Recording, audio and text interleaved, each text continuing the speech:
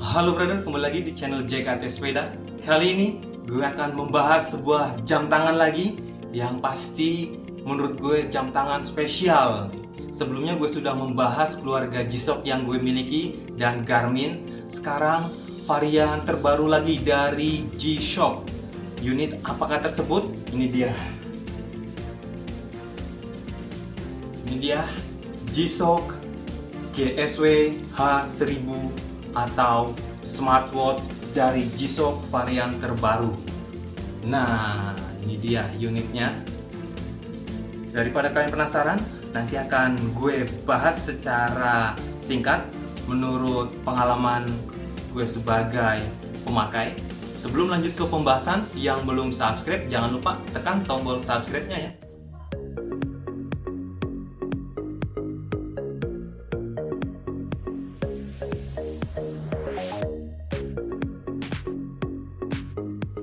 G-Shock GSW H1000 ini salah satu G-Shock terbaru yang ditunggu-tunggu di dunia, termasuk di Indonesia. Sayang belum masuk. Nih gue juga terima kasih kepada J-Preneur atau Elan Pradana yang sudah memasukkan unit ini, jadi gue bisa mendapatkan lebih cepat. Kalian bisa cek di Instagram J-Preneur untuk mendapatkan jam tangan terbaru original pastinya ya. Kalian langsung cek di Instagram J-Preneur. Yang pasti unit ini sangat terbatas. Kita cek spesifikasinya dulu. Shock resist, heart rate, GPS, altimeter atau mengukur ketinggian yang suka tracking, barometer, ada kompas juga, sama water resist 20 bar atau 200 meter kedalaman air. Di dalam dusnya sendiri sangat simple, nggak ada banyak aksesoris. Ini hanya charger, sudah dapat nih magnetic charging ya. Selanjutnya ada kartu garansi internasional sama buku manual, sudah. Jadi memang nggak ada yang lain-lain, hanya sesimpel itu. Lanjut untuk bahas hardware-nya.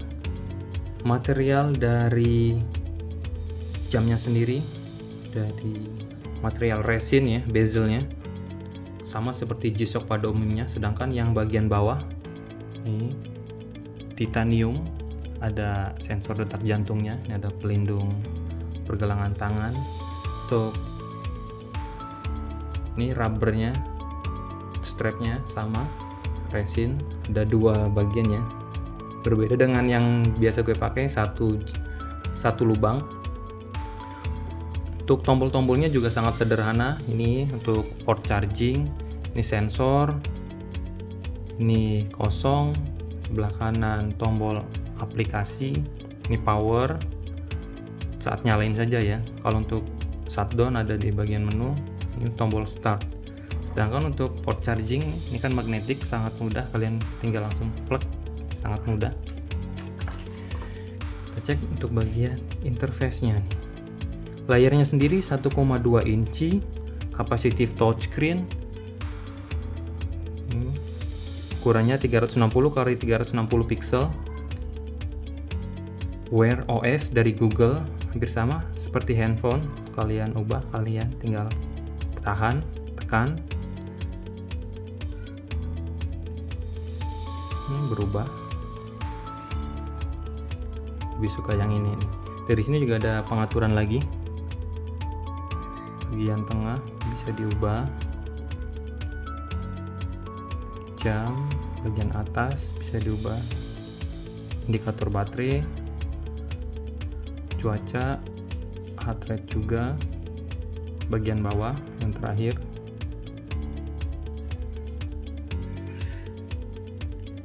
ini ukur ketinggian. Nah, jadi sangat simple. Cek untuk tombol atau untuk swipe up ya. Untuk swipe up ke bawah ini tombol menu, banyak banget menu pilihan. Pengaturan brightness, phone, always on screen, touch lock. Di sistem kalian bisa cek ada pengaturan dan waktu sesuai zona kalian ya.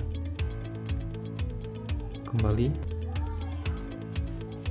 ke kiri ini untuk OK Google, sedangkan untuk swipe ke atas notifikasi, swipe ke kanan ada heart rate, step, ada barometer, cuaca juga, ada notifikasi atau tanggal, schedule.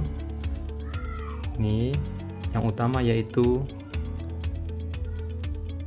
olahraga, ada sepeda, ada jalan kaki, ada lari. Cek untuk olahraga bersepeda. Ada waktu, ada jarak tempuh dan kecepatan. Dihitung miles per hour. Smartwatch harus download aplikasi G-Shock Move. Jadi pengaturan menu ada di sini. Step, kaloris, kalian bisa pantau di sini. Sama satu lagi, Wear OS. Kalian tinggal konekin, bisa langsung ubah dari sini. Nah, langsung berubah.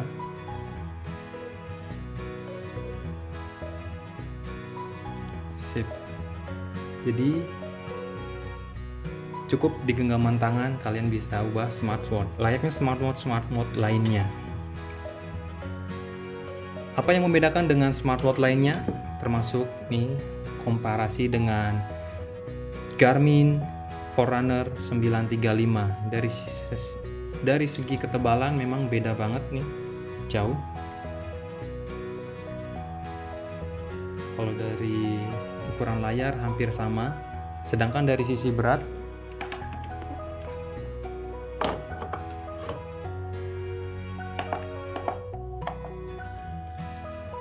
untuk G-Shock sendiri beratnya 103 gram, dibandingkan dengan Garmin hanya 50 gram, jadi setengahnya lebih berat.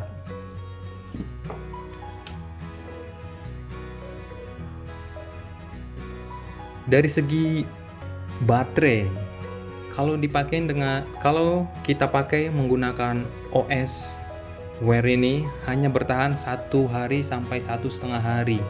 Sedangkan untuk yang monokrom atau yang mode standby, mode seperti ini bisa sampai 1 bulan. Nanti pengaturannya ada sendiri di mode seperti ini, kalian bisa cek. Sedangkan untuk yang Garmin ini bisa sampai 2 minggu. Kalau gue pakai sih hampir 20 hari baru ngecas. Kalau ini mungkin hampir setiap hari atau maksimal 2 hari baru kita ngecas. Memang lebih boros, hampir sama dengan Apple Watch ataupun Samsung ya. Daya tahannya 2 harian, nggak panjang.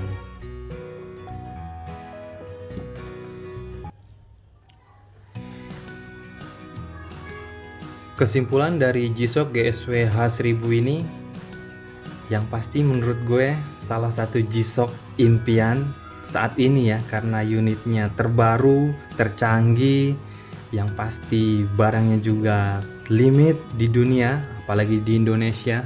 Nggak tahu, gue sih belum jumpain ya.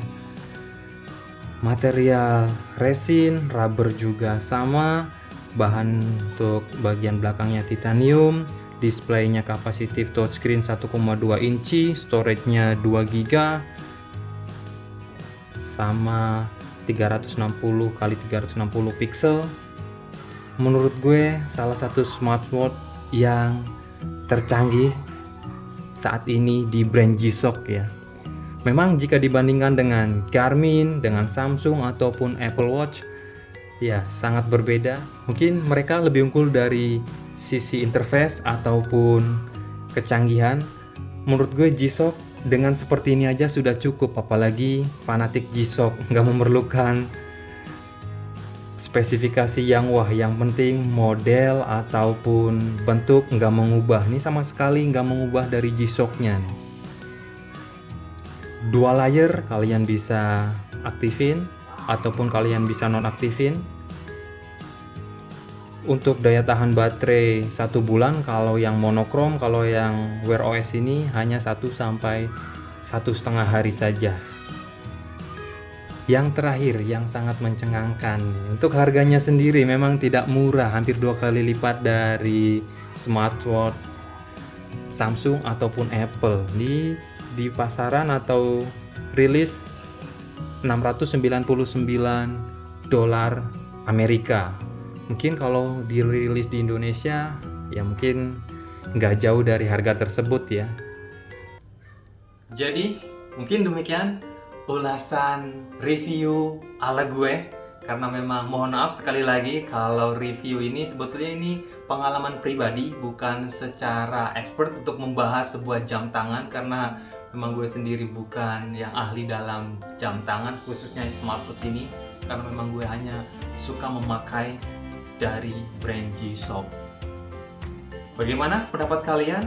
Kalau kalian yang pengen unit ini silahkan kalian cek sendiri di Jaepreneur. Kalian semoga bisa punya G-Shock seri ini ataupun seri-seri yang lainnya. Kalian ya menabung saja, gue doain semoga kalian juga bisa mempunyai jam tangan keren yang kalian idam-idamkan seperti G-Shock ini. Jika kalian suka untuk video kali ini, silahkan like, komen di bawah. Jangan lupa share ke teman-teman biar pada tahu. Yang pasti subscribe channel JKT Sepeda biar gue juga tambah semangat terus untuk review sepeda ataupun yang lainnya. Oke, nantikan review gue selanjutnya. Oke, terima kasih.